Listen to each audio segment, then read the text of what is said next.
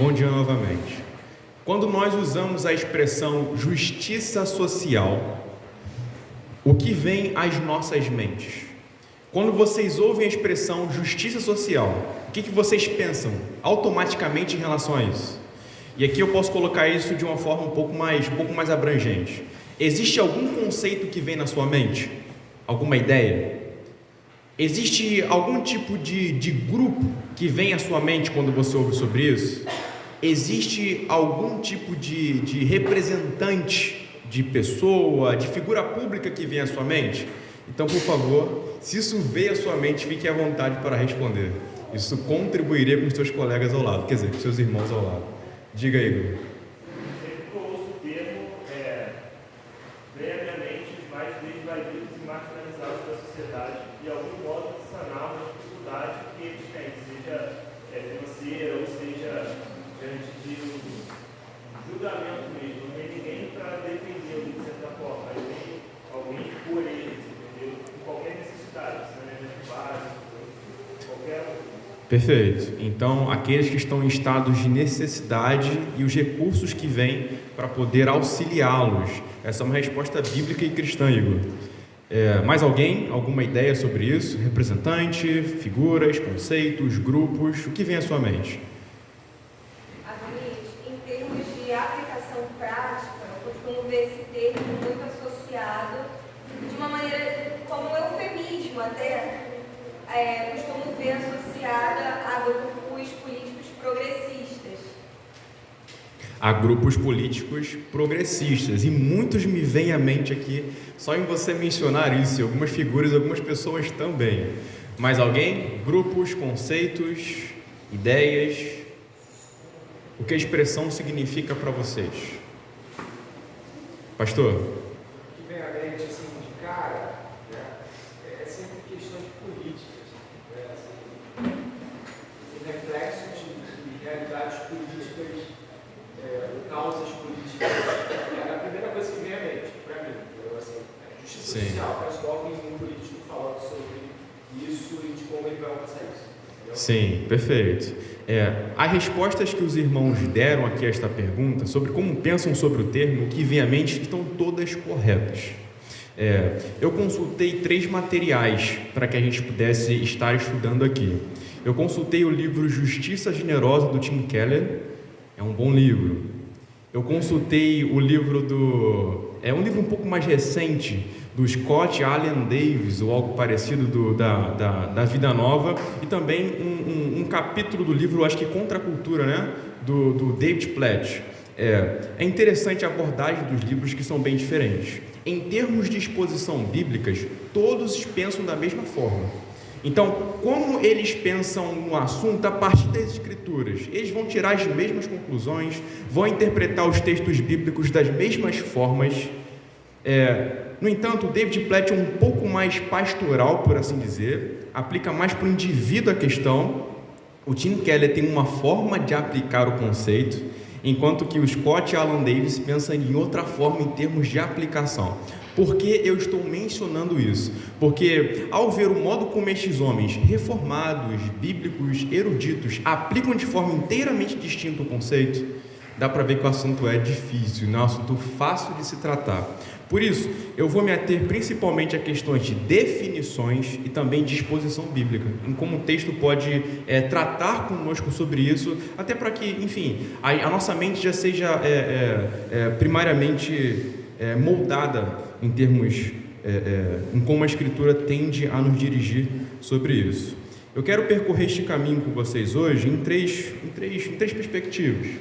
A primeira dela é o uso do termo justiça social, principalmente no nosso tempo. Depois, o que as Escrituras têm a nos dizer. E depois, o que fazer.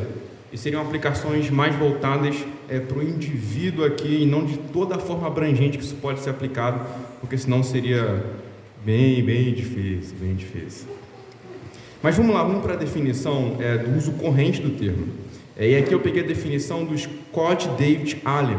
Inclusive, o Scott, ele costumeiramente vai usar a expressão justiça social ideológica. Isso já dá para ter uma dimensão do que quer se tratar acerca disso. Então, ele sempre já vai conceituar dessa forma, porque o termo é utilizado frequentemente já de um modo ideológico.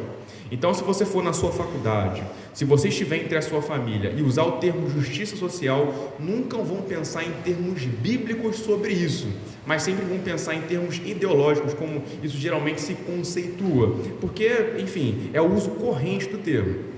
A definição dele aqui é muito própria. Ele vai dizer que justiça social caracteriza-se pelo esfacelamento das estruturas e sistemas tradicionais considerados opressores e pela redistribuição de poder e de recursos dos opressores às vítimas em busca de igualdade de renda. Muito bem definido aqui o que ele quer dizer sobre o conceito. Aqui ele focou principalmente no aspecto econômico, mas isso geralmente tende a abranger outros aspectos além do econômico. O que eu quero dizer aqui por econômico? Aspectos financeiros. Ou seja, nós temos um cenário social onde tem pessoas mais ricas e pessoas mais pobres, pessoas com mais recursos e pessoas com menos recursos e pessoas com recursos nenhum. Então, a ideia que geralmente se tem originariamente sobre justiça social é fazer com que essas pessoas que não têm recurso nenhum e têm pouco recurso possam ter então recurso de algum modo. Mas o problema geralmente se processa no que diz respeito ao meio pelo qual esses recursos vão ser alcançados. Então ele fala aqui acerca de coisas como redistribuição de poder e de renda, ou seja, como se fosse a repartição e a divisão daquilo que aqueles que possuem poder e renda e recursos com aqueles que são mais pobres. Ok? Ou seja, não seria uma espécie de iniciativa privada, particular ou individual, mas seria algum poder maior sobre, digamos assim, esses poderes opressores que dividiria entre iguais os recursos para que não se tivesse desigualdade ou extrema pobreza ou algo parecido com isso.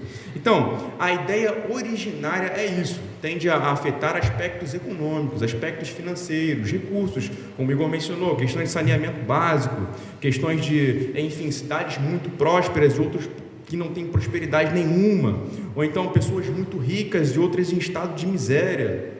Geralmente isso vem principalmente nesses aspectos, mas é importante que a gente pense em justiça social como um movimento. Então, atualmente, isso se processa na nossa sociedade como um movimento. E quais são as características deste movimento? Eu vou mencionar aqui algumas destas características. Hostilidade ao que parece ser majoritário. Família tradicional, e aqui eu estou falando família como pai, mãe e filhos, cristianismo, você talvez a religião mais influente no nosso contexto ocidental, presença masculina em determinadas áreas, ainda mais quando nesse contexto aqui os homens eles estão mais presentes em determinadas áreas do que as mulheres, linguagem e sexualidade. Então, digamos assim, é como se a ideia que se passa culturalmente de uma família que são com pai, mãe e filhos, e quando essa ideia é vendida para fora, de certa forma, isso é uma ação opressora contra aqueles que talvez tendem a pensar a família como talvez, pai e filho, entende? Ou mãe e um filho, uma criança ou algo assim. Então, é uma das reparações, entre muitas aspas, que o movimento justiça social tende a querer fazer é também mudar o conceito de família nesse sentido. Não necessariamente pai, mãe e filhos. Você pode ter dois homens ali com um filho, isso é uma família. Nesse sentido, ou duas mulheres com um filho, isso é uma família. Então, eles tendem a pensar em termos de opressão nesse sentido. E tende a haver, então, uma revolução para que isso possa ser mudado. Cristianismo, portanto, dá-se um valor maior àquele tipo de religião que não é majoritária, ou seja, de maior influência. Presença masculina em determinadas áreas. Existem algumas profissões em particular que têm uma presença maior de homens nesse sentido. Então a ideia que se quer passar é que isso precisa ser mudado, isso não pode acontecer. Então, questões também como linguagem predominante e sexualidade. Também direito ao aborto também é um tema tocado por este movimento. Dificuldade com a ideia de autoridade, como se fosse uma relação de opressão. Então, o professor dentro de sala de aula. Inclusive, existem alguns conceitos dentro da educação que tende a pensar que o professor não está ali para transmitir conhecimento para um ignorante, mas para construir o conhecimento com aquele que está ali. Também, o pai de família se torna uma figura opressora nesse sentido. O pastor e o governante. Então, perceba a ideia que se quer passar aqui. É basicamente como estruturas de autoridade fossem uma forma de opressão, uma forma de manipulação, uma forma de domínio, que não deve ser como se processa. E por último aqui, como nós já mencionamos, a redistribuição de renda como uma resolução de males econômicos, que é basicamente, como já falamos, o Estado dividir as riquezas para todas as pessoas, para que não haja pobrezas extremas. E aqui, como um estudo de caso do movimento, no caso assim a gente não vai necessariamente discutir profundamente o texto, mas observem só a leitura e comentem, caso seja proveitoso para vocês. Assim como a eliminação das classes econômicas requer que as classes subalternas, o proletariado, se revolte e por meio de uma ditadura temporária assuma os meios de produção, assim também para garantir a eliminação das classes sexuais, é preciso que a classe subalterna, as mulheres, se revolte e assuma o controle da reprodução, não apenas pela restauração plena da posse dos seus corpos, mas também pela posse temporária do controle da fertilidade humana, da nova biologia populacional e também de todas as instituições sociais associadas à educação de filhos. E assim como o objetivo final do socialismo não era apenas a eliminação do privilégio da classe econômica, mas da própria distinção de classe, assim também o objetivo final da Revolução Feminina deve ser diferente do que foi o objetivo do primeiro movimento feminista, não apenas a eliminação do privilégio masculino, mas o da própria distinção de sexo. Diferenças genitais entre seres humanos não importam mais culturalmente. Um texto extremamente forte aqui é que uma feminista da década de 70, como está o nome dela aqui, eu acho que se eu arriscasse pronunciar poderia ser um desastre, mas enfim, essa feminista ali, ela bem influenciada por uma escola chamada Escola de Frankfurt, que tentava pegar o marxismo e aplicar à cultura, aplicar à vida comum das pessoas, entende? E assim trazer essas distorções, como já mencionamos aqui, daquilo que é a maioria e valorizar aquilo que é minoritário, e tentar impor isso sobre a sociedade. E aqui nesse caso, o que ela está dizendo é que o feminismo deve lutar para que não haja mais distinções entre sexos. Essa é a conclusão aqui, é o objeto final do que ela está dizendo. Então ela propõe aqui uma espécie de revolta ou revolução. Mulheres então devem lutar e se opor aqui nesse sentido socialmente em relação ao domínio do meio de reprodução. Isso lembra muito o marxismo original econômico em todos os aspectos, para que então ela possa alcançar essa igualdade. E pense numa coisa, a ideia de justiça social está procurando igualdade econômica. E perceba aqui agora aplicado dessa forma, igualdade entre sexos, igualdade, enfim. E claro, aqui não estamos ressaltando questões de dignidade, porque todas as pessoas são dignas, mas aqui estamos falando em termos das próprias funções do sexo em particular. Elimina-se esse aspecto para que não haja mais nenhum tipo de distinção.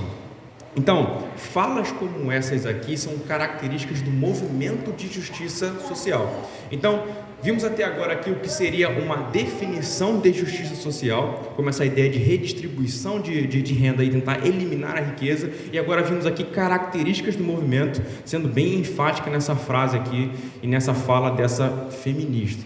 Portanto, quando ouvimos o termo justiça social primariamente, em como se pensa na nossa cultura, essas coisas nos devem vir à mente. Está claro até aqui? Alguma pergunta? Alguém? Alguma colocação, algum comentário? Ok? Beleza. Então vamos progredir. Se não há comentário nem pergunta, é porque não há dúvida. Então a gente pode processar e ir adiante. Vamos lá, um pouquinho mais adiante. Em relação a essa questão de justiça social, como o protestantismo do século passado reagiu a isso. Muitos pastores do século XX lidaram com esquemas muito graves de pobreza, e por conta disso eles assumiram certas posições que era fruto da sua época. Eu vou ler aqui com vocês o slide e vou explicando à medida que a gente for trabalhando. No início do século XX, surgiu nos Estados Unidos o chamado Evangelho Social. Alguém aqui já ouviu falar desse termo?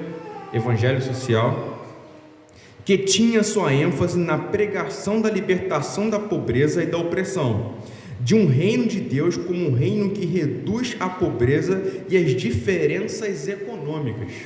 Pensar em termos de um reino cujos princípios tende a pensar em termos de reduzir a pobreza e coisas assim, não é necessariamente um problema. A questão é que essa era a mensagem central deste movimento do evangelho social: lidar com a pobreza e eliminar a pobreza, como se o tipo de salvação que o Senhor tende a trazer é a consciência dos indivíduos de um mundo menos pobre e com menos problemas em termos de desigualdades sociais, onde muitos são muito ricos, onde alguns são muito ricos e alguns são muito pobres. E que eu vou colocar algumas características para vocês.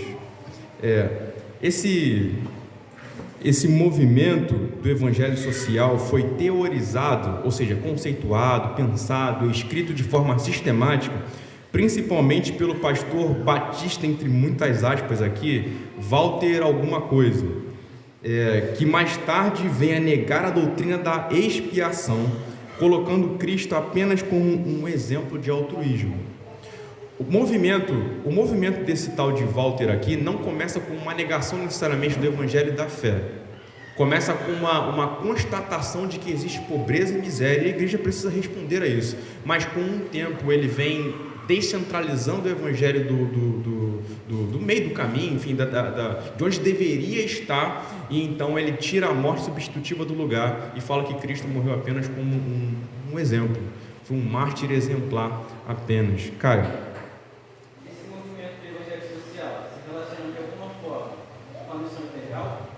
Sim, eu não diria em todos aqueles que, talvez falaram em nome da missão integral.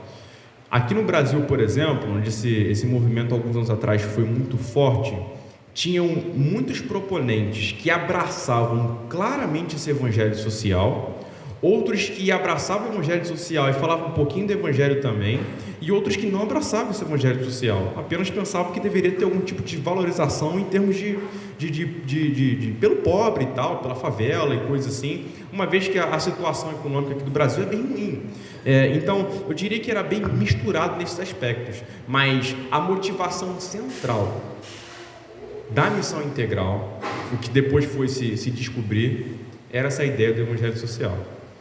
Entendeu? Os principais representantes que faziam o movimento irem adiante. A maioria dos seus adeptos eram liberais.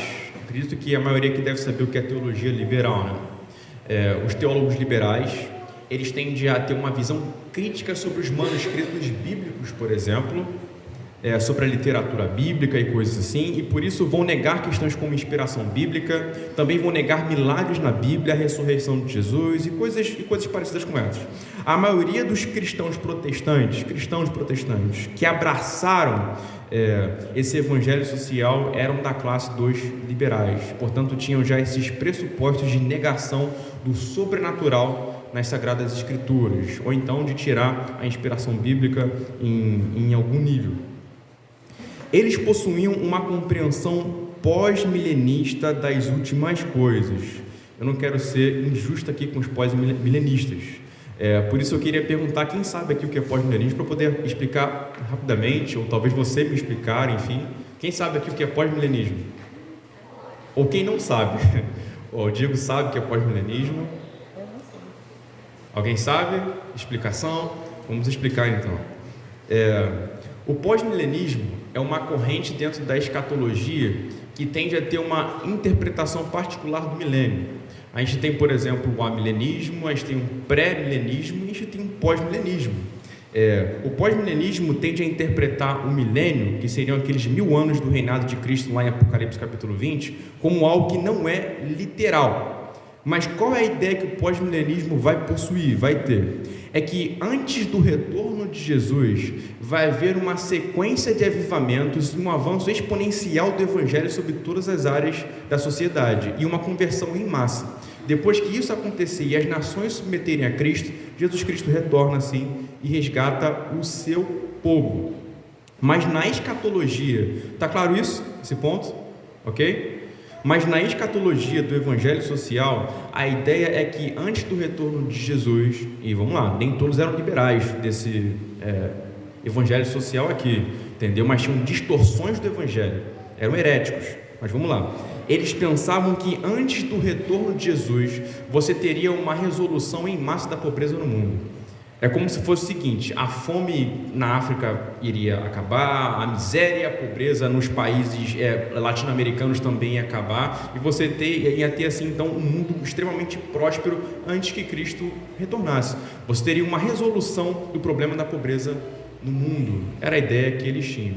Vocês percebem como o evangelho social descentraliza Cristo e sua obra redentora do lugar? Descentraliza questões de eternidade, como céu, inferno e coisas assim, e valoriza não somente questões de pobreza e riqueza?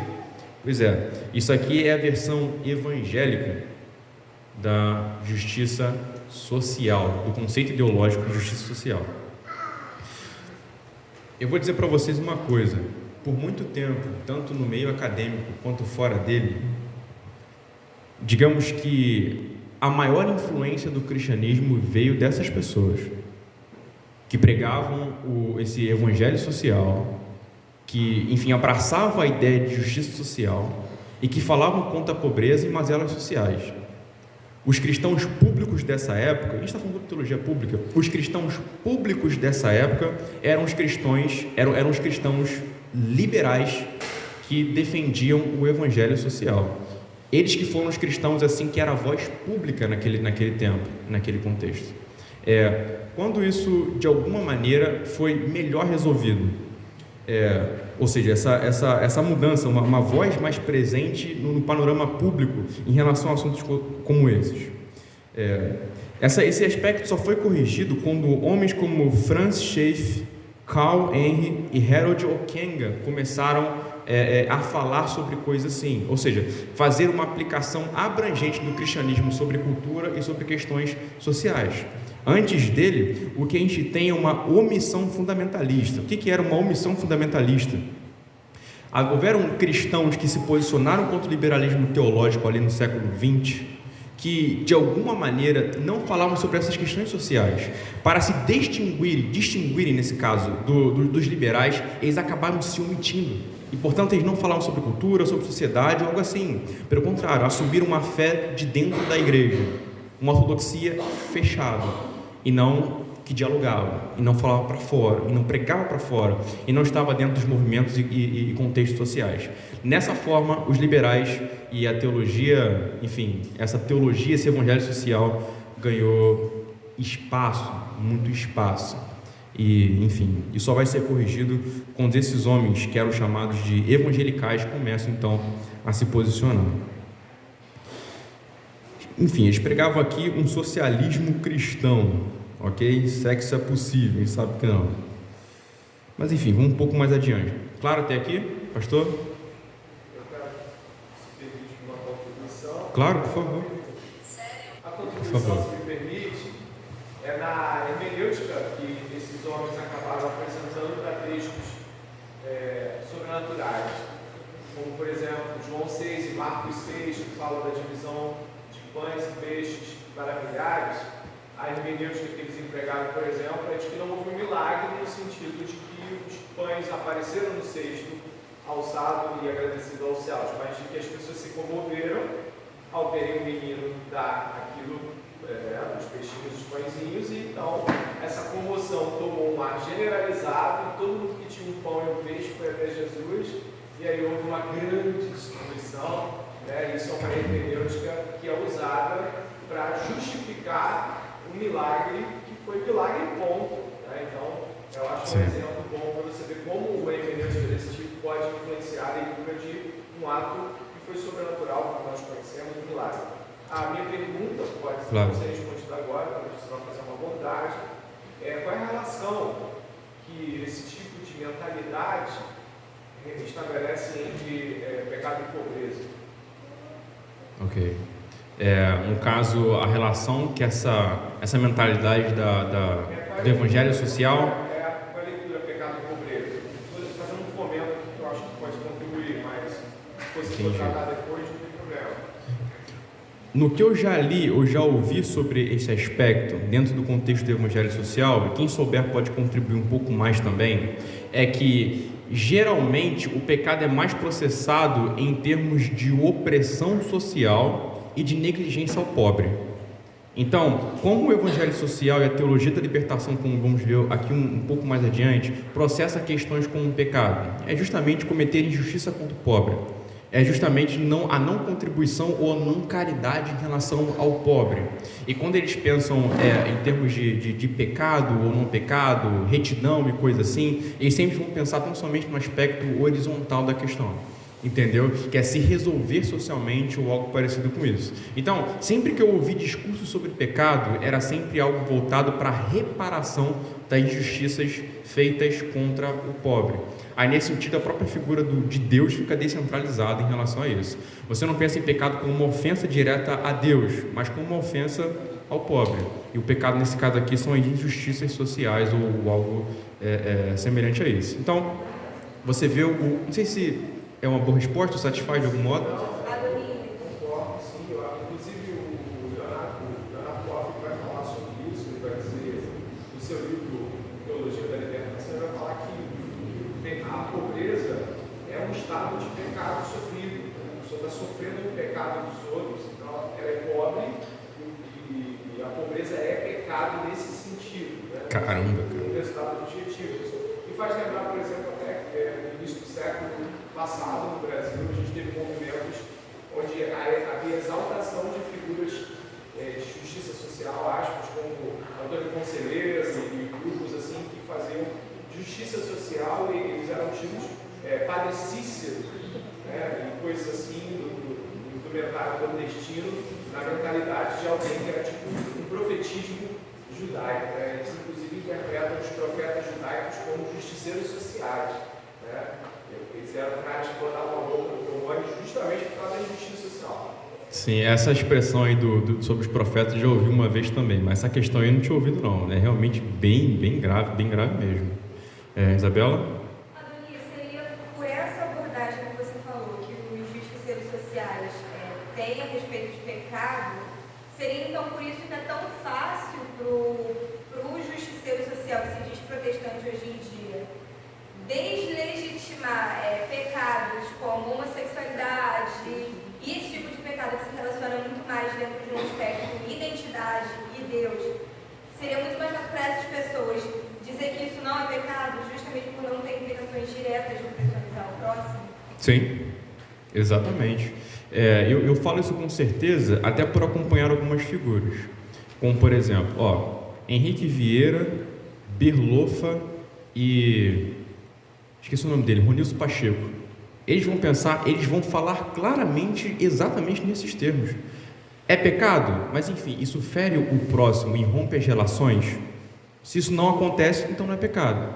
Então, muitas questões de cunho sexual, questões de cunho, por exemplo, de identidade, como você mencionou, ou algo assim, se não afeta diretamente o próximo, portanto, não é pecado. Ou se não comete algum tipo de injustiça social com esse próximo, então não é pecado. E eles falam abertamente nesse sentido, entendeu? Então, de alguma maneira, são as formas como que a teologia liberal, enfim, a teologia social teve sobre o mundo, sobre as pessoas, sobre os conceitos cristãos, de alguma forma.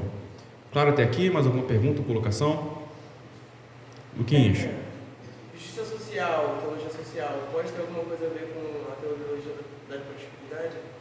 Eu diria que é o exato oposto da teologia da prosperidade, entendeu? Seria a antítese, assim, o contrário, entendeu? E como uma pensa em Deus para poder enriquecer, as outras pensam, enfim, em Deus como alguém que está ali para poder resolver os esquemas sociais, ou então, enfim, as questões de justiça social, ou a pobreza no mundo, ou alguma coisa assim. É engraçado, porque a teologia da prosperidade, é bom você levantar isso, a teologia da prosperidade pensa em termos de milagres financeiros, entendeu? Mas a teologia social, ela nega questões relacionadas a milagres e pensa mais numa ação humanitária de provisão geral e de redistribuição de riqueza. Então, uma enfatiza o milagre de forma errada e outra, erroneamente, tira o milagre de jogo para poder enfatizar a questão de resolução de pobreza, entendeu? Então, é um bom contraponto esse que você levantou. Mais alguém? Enfim, vou progredir aqui então. A teologia da libertação, vou fazer uma rápida leitura. Trata-se da versão católica do Evangelho Social e, para ser justo, o Vaticano reprova a teologia da libertação. O próprio Leonardo Boff, que o pastor André mencionou aqui, ele quase foi excomungado na década de 80 justamente por defender essas ideias. Então não é algo que o Vaticano concorde. No entanto, mesmo assim, existe muitos católicos que defendem essa ideia. Eles tendem a interpretar os ensinos de Jesus sob um viés marxista, fazendo a releitura do conceito de redenção como uma salvação da pobreza e libertação das condições injustas na sociedade. Então é mais ou menos isso. O que a teologia da libertação vai pensar? Jesus veio trazer salvação. O que é trazer salvação? É o pobre deixar de ser pobre. Mais ou menos isso. Então, que tem gente que não vai ser salva, assim, nesse aspecto, enfim. Pensa na gravidade disso. Você tira, então, o conceito de eternidade. Você tira, então, o conceito da morte vicária de Jesus. Jesus, ele foi morto por um sistema opressor ao defender o pobre. Essa é a ideia da teologia da libertação. Você não tem mais um Cristo que morre para redimir. Enfim, continuando aqui... O principal proponente dessa ideia, inclusive com um livro influente publicado sob o título A Teologia da Libertação, é Gustavo Gutierrez. Ele é cubano, se eu não me engano. E aqui ele basicamente floreou bastante o conceito, enriqueceu bastante o conceito de teologia da libertação aqui na América Latina e trouxe para o Brasil também.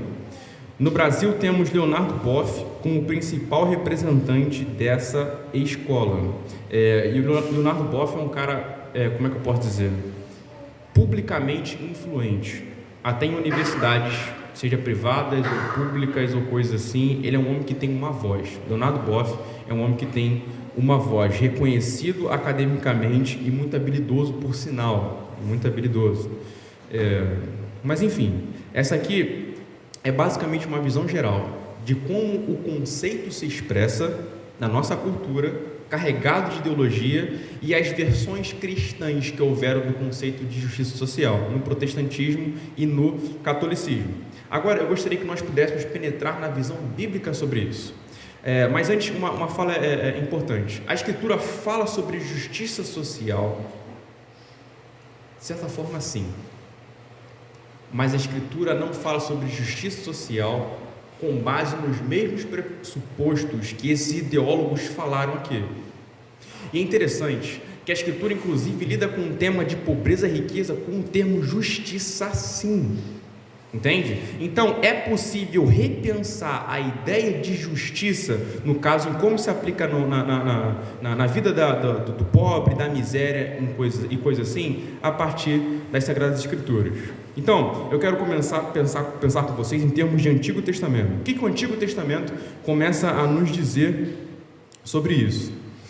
Apesar de justiça social ser uma expressão carregada de cosmovisão marxista, as Escrituras usam o termo justiça em muitas ocasiões para se referir ao auxílio do pobre necessitado. O termo mishpat, eu acho que é assim que se pronuncia isso, por vezes traduzido como justiça no Antigo Testamento. Por favor, vão comigo até Miqueias capítulo 6, versículo 8, e um irmão com uma boa voz aí pode fazer a leitura desse trecho.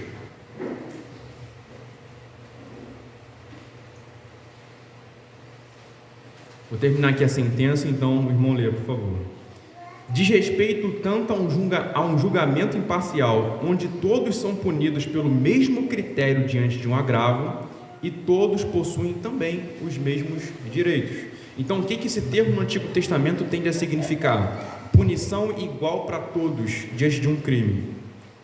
E, ao mesmo tempo, direitos iguais para todos. O termo é aplicado dessa forma no Antigo Testamento. Por favor, alguém, se puder ler aí, Miqueias, capítulo 6, verso 8. Ele já mostrou a você o que é bom e o que o Senhor pede de você. Que pratique a justiça, ame a misericórdia e ande humildemente com o seu Deus.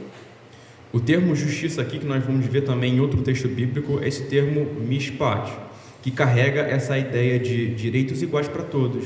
E assim, isso deve nos conduzir em como lidamos com as pessoas no geral, tratá-las com equidade, tratá-las como iguais nesse sentido, e ao mesmo tempo um julgamento imparcial em termos de punição contra alguém. Então não importa se rico, se pobre, se governante, se, enfim, não governante, o julgamento diante de um agravo e diante de um crime deve ser exatamente o mesmo.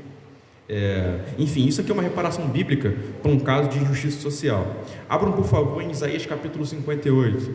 Esse trecho aqui eu vou ler para vocês. Isaías 58. Eu vou ler uma certa porção aqui desse texto e perceba como ele é forte.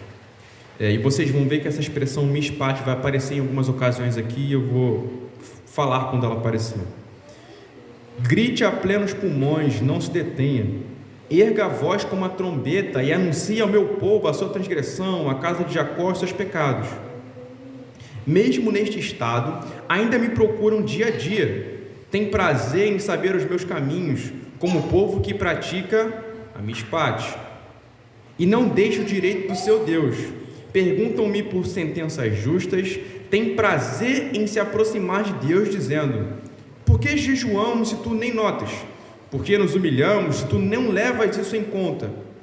Acontece que no dia em que jejuam, vocês cuidam dos seus próprios interesses e oprimem os seus trabalhadores. Eis que vocês jejuam apenas para discutir, brigar e bater uns nos outros. Jejuando assim como hoje, o clamor de vocês não será ouvido lá do alto. Seria este o jejum que escolhi?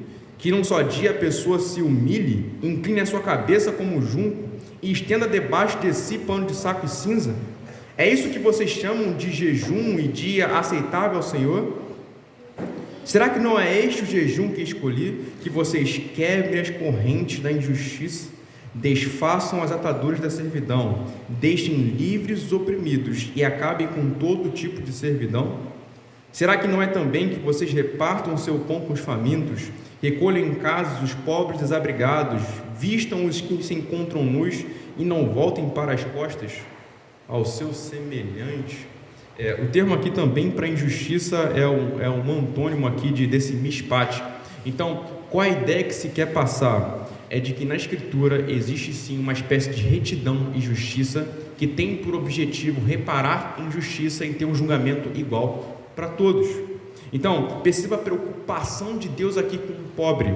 E a preocupação de Deus aqui com o pobre não é colocada em termos de caridade. Vocês perceberam? É colocada em termos de justiça. Se vocês não têm esse tipo de cuidado com o pobre, vocês estão sendo injustos. E ponto. Portanto, a ajuda ao pobre não é uma escolha, é um dever. Por isso é uma questão de justiça. Deve ser feito. Deus ordena que seja feito. E se não for feito, você fere a retidão. É mais ou menos isso. Porque geralmente nós tendemos a pensar em termos de ajuda ao pobre como uma escolha. Olha, eu posso sentir compaixão no meu coração e aqui ajudar e fazer uma boa ação, mas também posso escolher não fazer. Entende? Mas a ideia que Deus quer passar para nós é de que a ajuda ao pobre, ao desfavorecido, ao necessitado, é justiça. E não ajudar e não auxiliar é ausência de justiça. Indo mais um pouco, vamos analisar mais alguns termos aqui. Há um outro termo aqui, outro termo hebraico é tzadekah. Esse termo carrega o sentido de retidão em todas as relações. E além de ser utilizado no trato familiar, na vizinhança e relações de trabalho, também é frequentemente utilizado em relação com o desfavorecido, como no caso aqui de Jó 29, do verso 12 ao 17. Quem poderia ler esse trecho bíblico aqui? Jó 29, 12 a 17. Porque eu livra os pobres que pediam ajuda, pela grande modo que não tinha recompensa. A bênção que estava prestes a perecer vinha sobre mim. E eu fazia o coração da viúva cantar de alegria. Eu me cobria de retidão e ela me servia de roupa. A minha justiça era como um manto e um turbante. Eu era os olhos dos cegos e os pés dos aleijados. Era para os necessitados. E até as causas dos desconhecidos eu examinava. Eu quebrava os queixos dos inimigos e arrancava as vítimas dos dentes. Perfeito, obrigado, Alan. Perceberam aqui? Jó falava que era alguém de retidão e justiça. As duas expressões são tzadeká. E o que relaciona com os atos de justiça que ele praticou? Ajuda o pobre, ao órfão e à viúva. Percebe então que nesse caso justiça era ajudar o pobre, aqueles que estão desfavorecidos. É claro que essa expressão aqui em hebraico em particular, ela enfatiza relações como um todo, mas você está vendo aqui que ela está sendo aplicada também às relações para fora do nosso contexto de núcleo familiar, ou contexto enfim, até mesmo de povo de Deus. Você vai para fora e recebe esses aspectos também. Um pouco mais adiante, por que pensar em termos de justiça? Mas antes vou perguntar para vocês. Está claro aqui? Pergunta, Caio.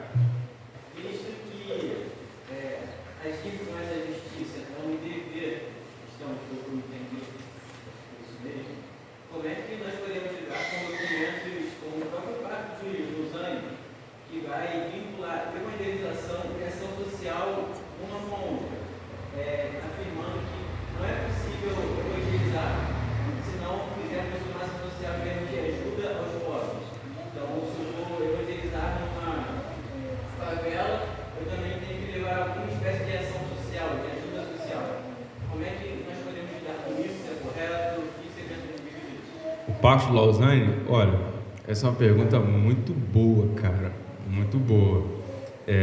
Se o pastor, inclusive, quiser respondê-la, não porque eu não tenho uma posição sobre isso, entendeu? Mas porque como eu estou num contexto de classe aqui, talvez eu colocar a minha posição, não sendo pastor dessa igreja, pode ser um pouco perigoso. Então, pastor, se eu quiser colocar a sua posição, e se a minha for parecida, eu falo, tá bom? Eu discorro um pouco mais. Pastor, o que o senhor acha do Pacto de Lausanne?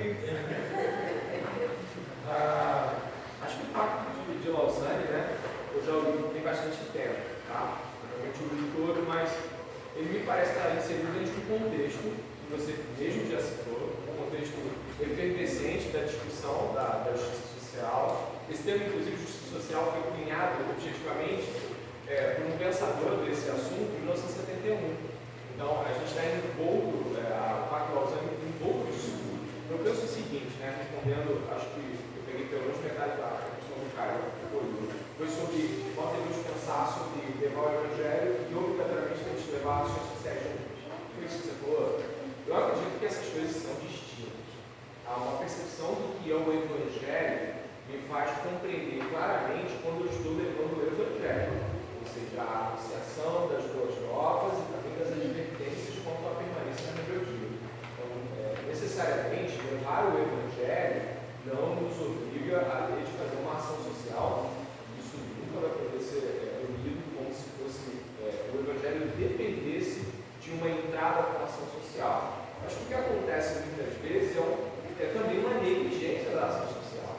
Muitas vezes nós observamos a necessidade de uma comida ou algo desse tipo e nós pensamos assim, cara, vamos fazer o seguinte, a gente leva a comida e fala do Evangelho, eu levo o Evangelho primeiro para a pessoa poder saber que é o Evangelho, a pessoa está com fome. A realidade é que a gente está com fome.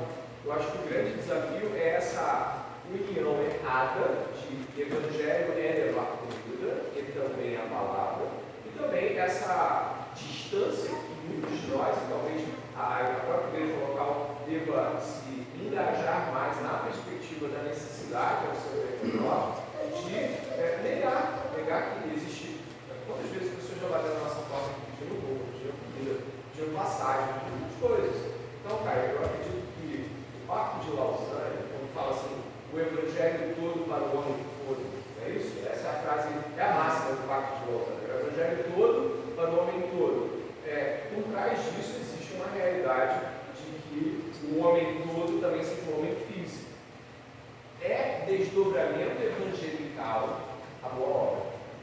É um reflexo de que o Evangelho foi compreendido por mim, mas ele não é o Evangelho. E essas coisas precisam ficar distintas. A igreja precisa fazer evangelismo, ela precisa ir adiante e levar a mensagem de Cristo, as advertências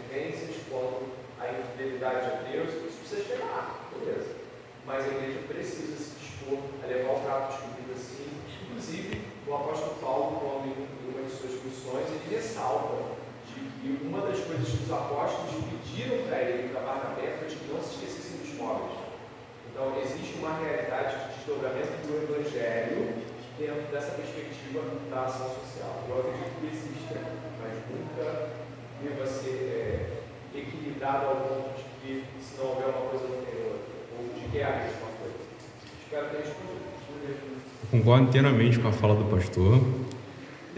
Sim, tá corretíssimo aqui em toda a expressão, assim, no modo como também tendo a pensar em relação a isso.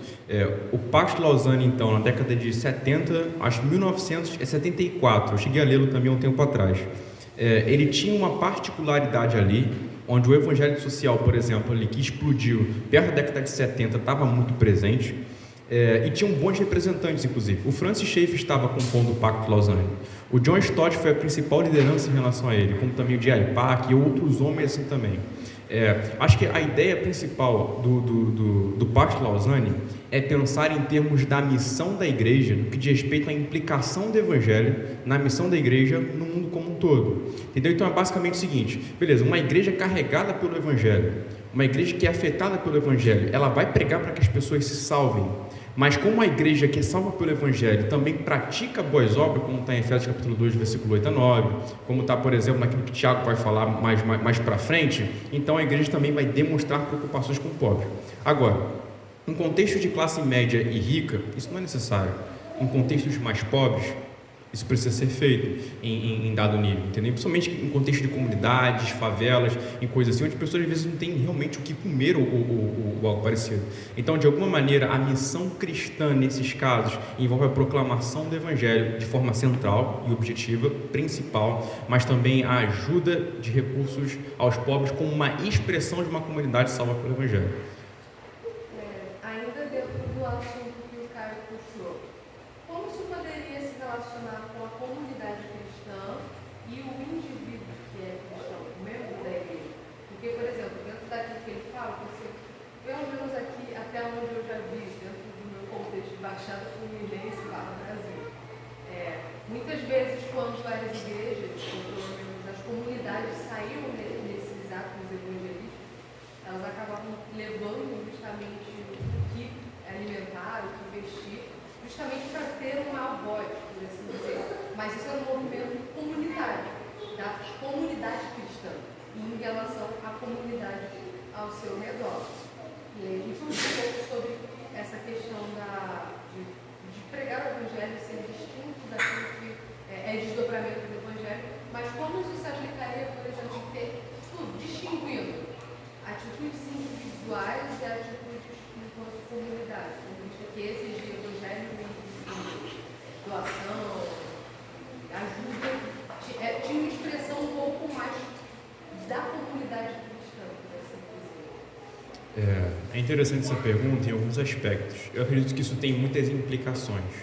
Então, por exemplo, digamos que a nossa igreja ela tem uma espécie de movimento social, enfim, de cuidados com os pobres, por assim dizer, ok? Então, nesse sentido, eu acredito, você perguntou em termos tanto coletivo quanto individual, né? É que prioritariamente um membro da igreja precisa se envolver em termos de cooperação com aquilo que a igreja está fazendo, prioritariamente. Não significa que ele não deva fazer movimentos individuais, mas se ele só tiver, isso se tratar de recursos financeiros, para dentro da perspectiva da cooperação comunitária, então ele deve priorizar esses aspectos.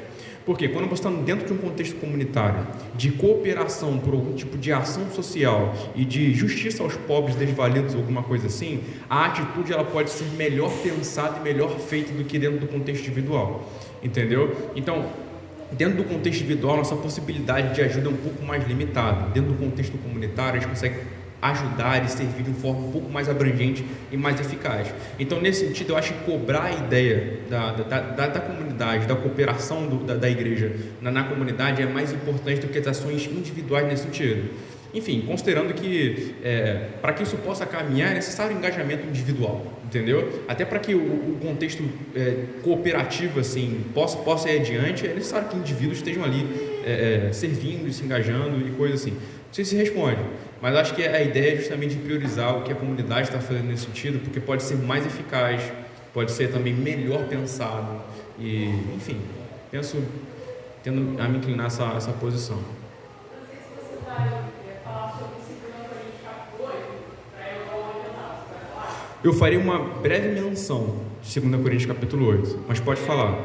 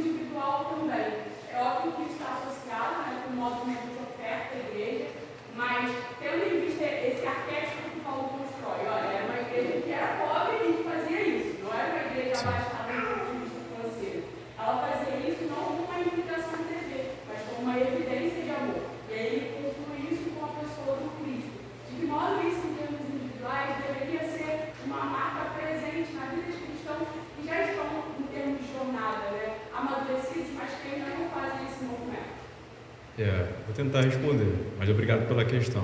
Você tem um movimento comunitário, então.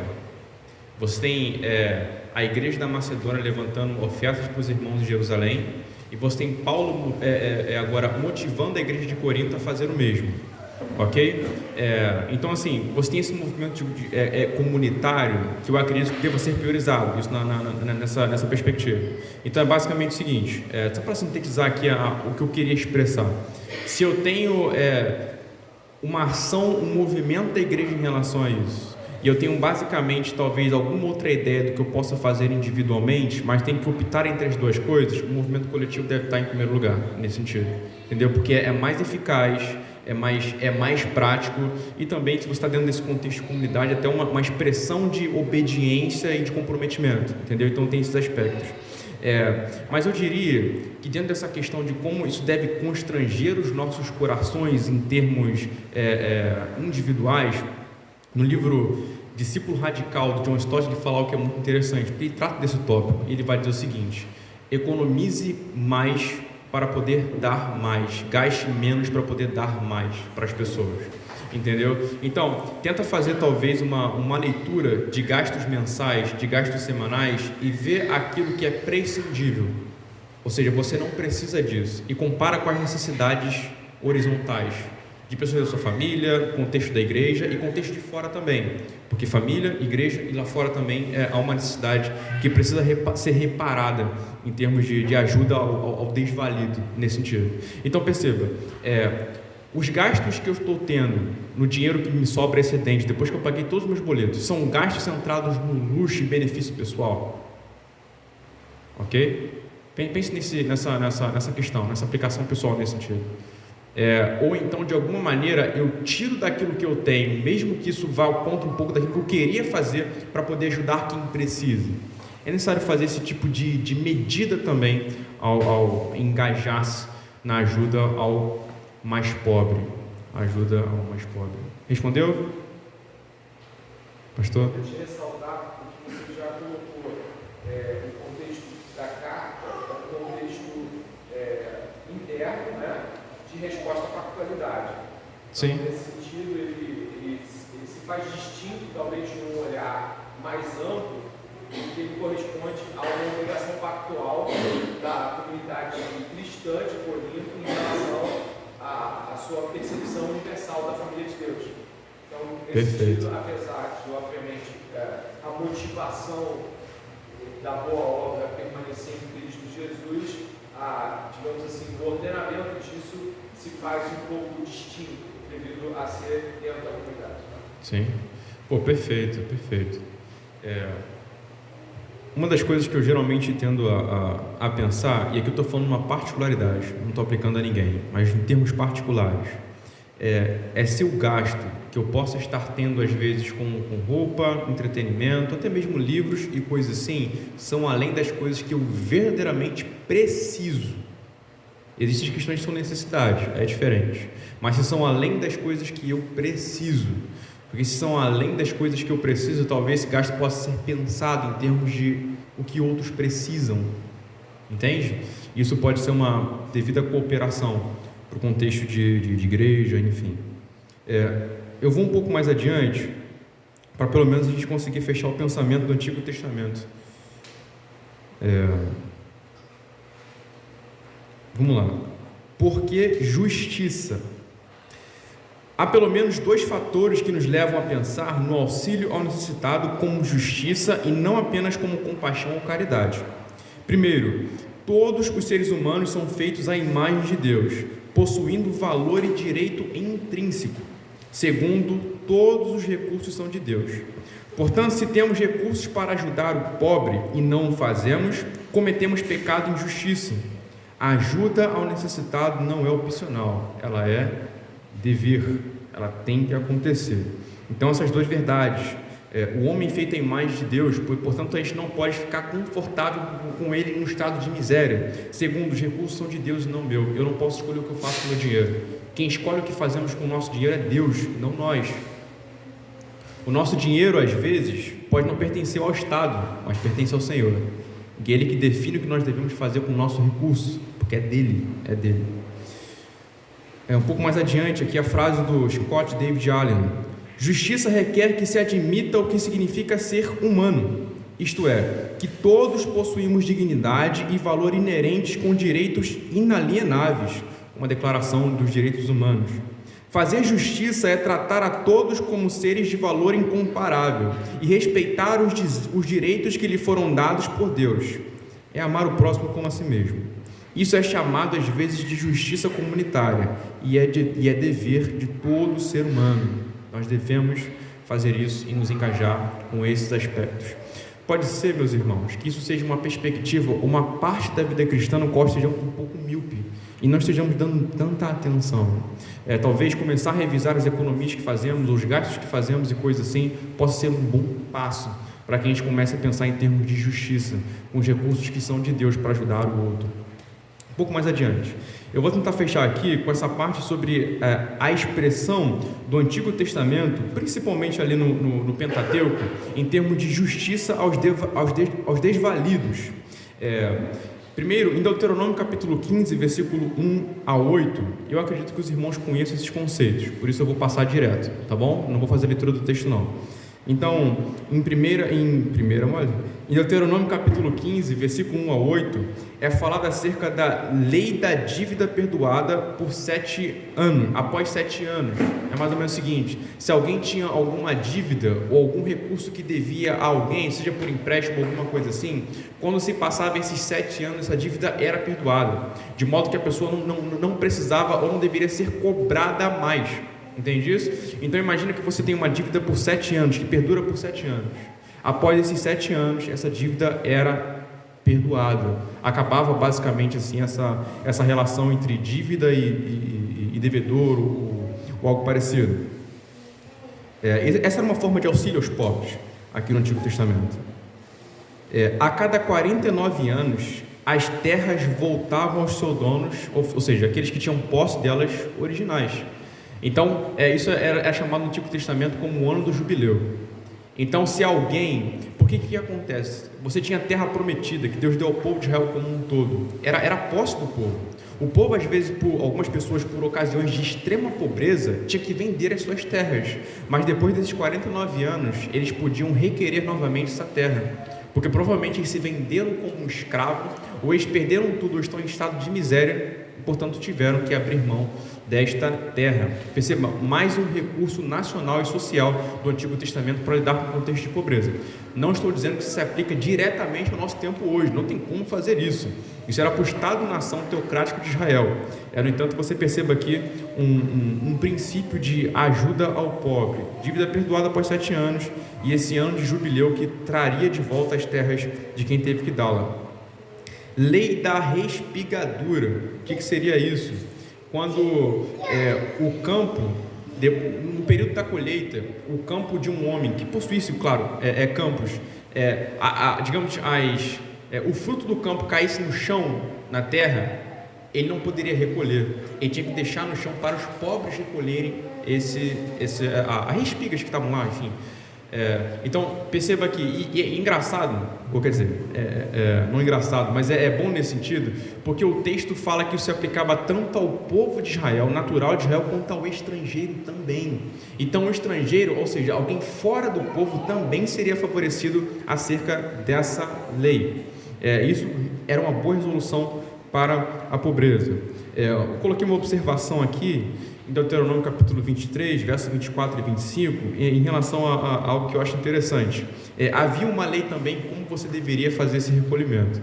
Você não poderia levar um cesto, sabe? Encher um cestão assim, tá ligado? Leva um cesto gigante, vai colocando e respiga ali. Você não podia fazer isso. Pelo contrário, você tinha que apenas levar aquilo que você conseguia pegar nas mãos. Até porque, se você levasse um cesto, provavelmente outras pessoas não poderiam pegar, entendeu? E ao mesmo tempo o campo daquele homem ficava protegido. Lei da oferta do pobre, em Levítico capítulo 5, do versículo 11 até o versículo 13. O que era essa lei?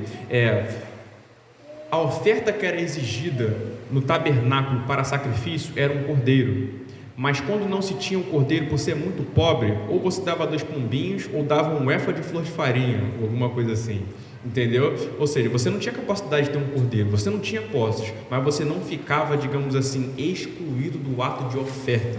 Deus proporcionava uma forma pelo qual isso poderia ser feito. Então perceba a adequação do Senhor ao pobre nesse sentido, a preocupação do Senhor com quem não possui.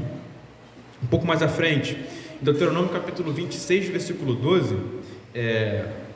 a cada 3 anos, os dízimos, além de, claro, suprirem as questões do tabernáculo do sacerdote, também eram aplicados para poder suprir o pobre na sua pobreza. Então, o dízimo que era arrecadado pelo povo de Israel também se aplicava no caso do pobre. Interessante isso aqui, para ajudar o pobre. Vamos lá, são 11h34, 10h34 agora, a gente vai até 10h40, né? 5 minutos. Então, eu não sei se vai dar tempo de progredir de adiante. Eu vou só fechar com a fala do Lewis depois aqui, então. Alguma pergunta ou alguma colocação até aqui? A exposição bíblica sobre esse tópico está clara em como é tratado, tanto os termos quanto o Antigo Testamento. Enfim, os conceitos também estão claros sobre o que é justiça social na pós-modernidade. Alguém? Lucas.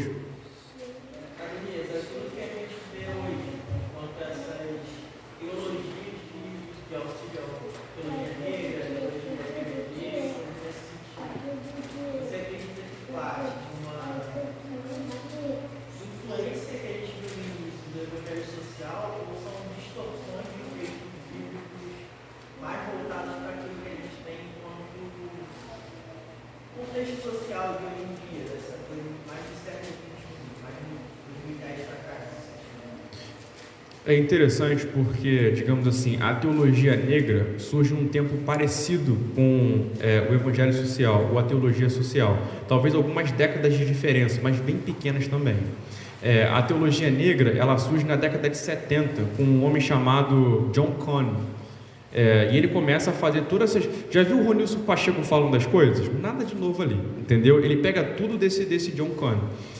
Digamos assim, eu diria que a fonte do desdobramento, tanto como foi no Evangelho Social como na Teologia Negra, é o mesmo, que é o liberalismo teológico, ou a influência poderosa do liberalismo teológico, mas são ramificações diferentes, por assim dizer, em dado nível.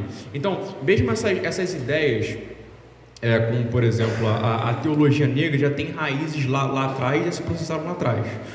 Porém, talvez, questões como a teologia se adequando a questões como LGBTQIA+, e coisas assim, como você tem no próprio canal do Mídia Ninja, não sei se alguém já chegou a ver alguma coisa assim, teologia LGBT no Mídia Ninja, isso é um pouco mais recente, porque se trata de um desdobramento social um pouco mais recente também, entendeu? Mas em geral é basicamente o mesmo tipo de aplicação ou o mesmo processamento de hermenêutica, porque tanto a teologia negra quanto a teologia social, quanto essa teologia aí LGBT, alguma coisa assim, eles tentam interpretar a escritura à luz do conceito marxista de luta de classes, seja no contexto econômico ou seja no contexto cultural, por assim dizer, entendeu? Então é uma forma de ler a escritura com lentes, enfim, marxista cultural, marxista mesmo, ou coisa assim. Então, mesma raiz, de alguma maneira.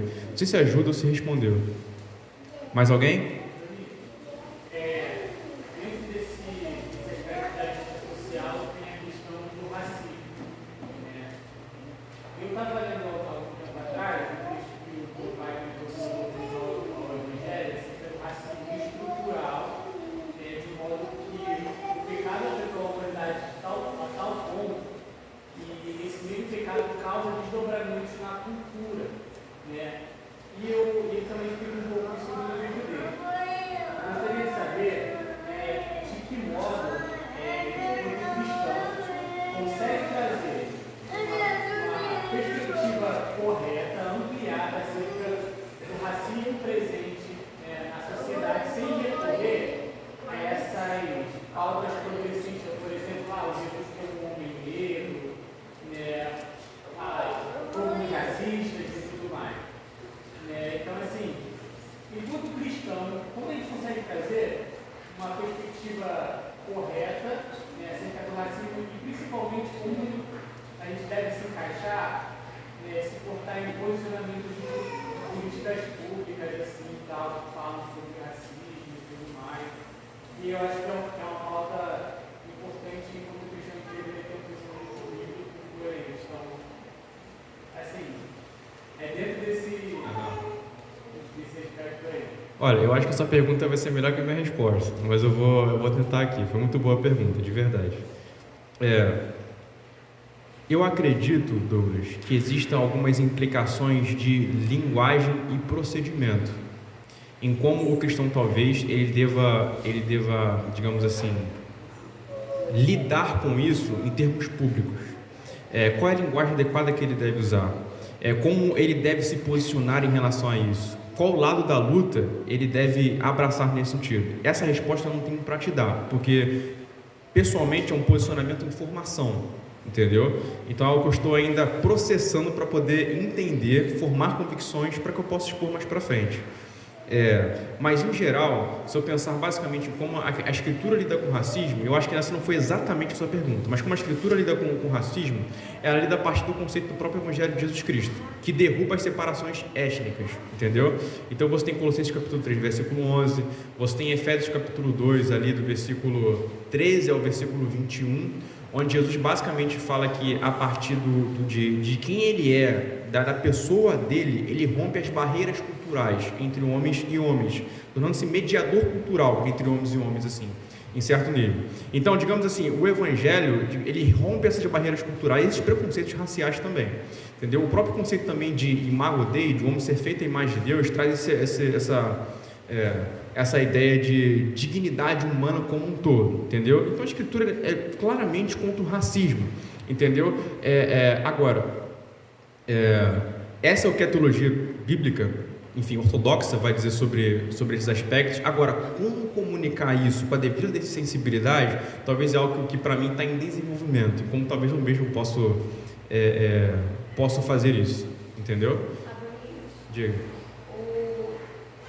Nesses termos práticos, eu gosto bastante assim do que tenho visto do professor Paulo Cruz, né? Não sei se ele é salvo, mas ele parte de conceitos ortodoxos cristãos, né? Acredito que ele congrega ainda em uma igreja presbiteriana batista, então ele parte de um ponto de vista bem ortodoxo, né? Então, quando ele está falando a respeito de, por exemplo, racismo estrutural, ele fala que sim, que a cultura ocidental, né, mais americana e europeia, recente, ela tem aspectos culturais onde estão práticas e imaginário racista entremeado. Mas ele fala bastante de que ele jamais adota o posicionamento de que o racismo ele é estrutural, porque isso é uma denominação estrutural ele está entremeado na estrutura, então você não consegue reformar de dentro. E se um problema estrutural, você só resolve na base da revolução. Então, acho que talvez até um pouco, também comunique um pouco a respeito da pergunta do Douglas, porque ele sempre quando fala de racismo estrutural, ele responde dizendo que o racismo, na verdade, ele é cultural. Porque a cultura você resolve reformando de dentro. Né? Você não resolve na base da revolução, que destruir tudo e construir algo do zero. É uma resposta coerente, faz bastante sentido para mim, entendeu? Eu vou refletir um pouco mais, entendeu? Processar isso para poder ter uma posição mais firme. Mas, Douglas, muito obrigado pela pergunta. Isabela, muito obrigado pela posição, foi uma grande contribuição. Pastor, mais uma ou encerra? Acho que a gente tem que encerrar pelo tempo, embora Show de bola. eu tenha certeza de que o assunto é pertinente, é algo que é excelentemente bem ministrado. Mas eu gostaria de ver, nesse sentido, uma palavra sobre o que o Douglas falou. Eu acho que a questão, Douglas, é de que a negativa com coisas que são fundamentais leva a discussão para caminhos irreparáveis. O problema fundamental do homem é o pecado. Ao negar isso, você vai ter que encontrar um outro problema fundamental. A questão do racismo estrutural, eu diria que nós temos uma superioridade inerente. Se não usarmos a cor, vamos usar outra coisa. Por exemplo, a gente pode fazer aqui, ao invés de racismo na igreja, a gente pode fazer uma superioridade elitista teológica. Ninguém pode falar, quem tem teologia, quem não tem teologia fica quieto. A gente pode encontrar um motivo dessa superioridade. Porque o ser humano, o problema fundamental do ser humano é justamente esse pecado no qual ele pode negar, mas que vai levá-lo a se sentir superior a perspectivas múltiplas. Racismo, teologia, dinheiro, machismo, feminismo, tudo isso pode ser uma plataforma de superioridade. Aí você combate o racismo, mas o cara é machista.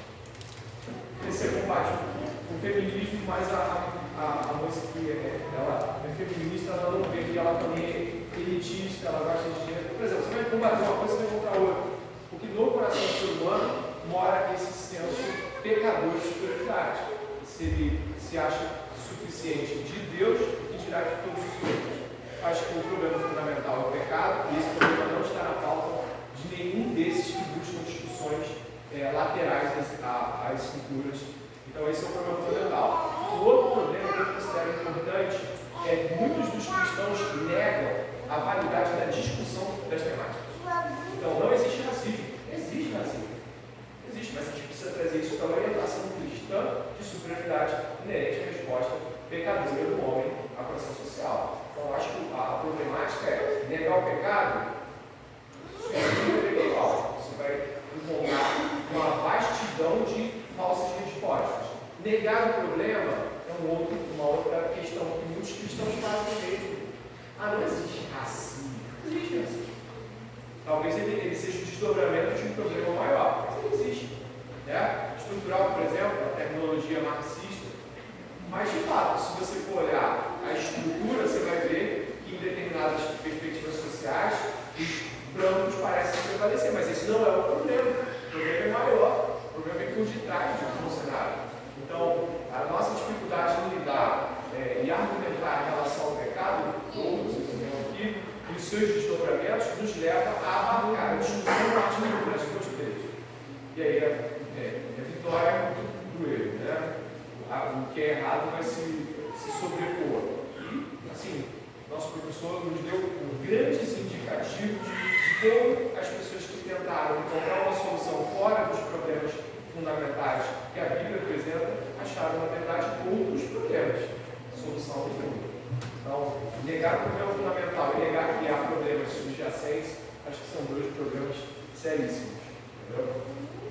Perfeito. Uma coisa é certa, a gente precisa discutir esses aspectos, dialogar com esses aspectos e nos engajar neles. E claro, isso é um plano a longo prazo, você não faz isso do dia para a noite, entendeu? Eu acredito que assim o Senhor vai nos dar graça para que a gente consiga aplicar o Evangelho de forma adequada sobre todas essas dimensões, justiça social, enfim, racismo e coisas assim. O que a gente nunca pode fazer é deixar de ser fiel ao Evangelho, Quando a teologia negra tentou lidar com esses aspectos, ela fez uma releitura da Bíblia, dos dramas bíblicos, entendeu? E isso é um problema, a gente não deve fazer isso. A gente deve continuar proclamando que Cristo é o Cordeiro que morreu para poder nos redimir, e um dia vai trazer uma restauração total para todas as coisas, num mundo onde não vai haver nenhum tipo de racismo ou algo assim. Essa é a redenção fundamental. Mas como sal que nós somos, nós lutamos para que o mundo não se deteriore, antes de que ouça o Evangelho assim possa ser salvo. Então, eu gostaria de orar com vocês. Eu vou mandar o slide para vocês, porque tem algumas partes que nós não concluímos. E leia a fala final que eu coloquei lá do C.S. Lewis. É fantástico, me arrasou totalmente. Espero que te arrase também. Vamos orar. Pai, nós louvamos o Teu nome nessa manhã. Tu és um Deus justo, Senhor. E o Senhor que nos justificou em Cristo requer justiça do Seu povo. Requer que todo o nosso procedimento, Senhor, seja agora de acordo com aquilo que confessamos e com a realidade da posição que nós temos em Cristo agora, como justificados. Senhor, por favor, nos ajude a ter o olhar adequado para o pobre. Livra-nos, Senhor, de gastos financeiros que têm a ver com o nosso próprio prazer, Senhor, nossas próprias demandas pessoais. E ajude-nos, Senhor, a ter um olhar para quem está precisando. Guia-nos, Senhor, enquanto igreja, a sermos pessoas assim, para a glória do Teu nome santo, Senhor. Ajuda-nos a compreender ainda melhor o assunto e conseguir aplicar em discussões públicas, no contexto da faculdade, no contexto familiar, e assim ser a representação da Sua voz, Senhor, para pessoas que precisam entender isso melhor. No nome de Jesus nós oramos a Ti. Amém e amém.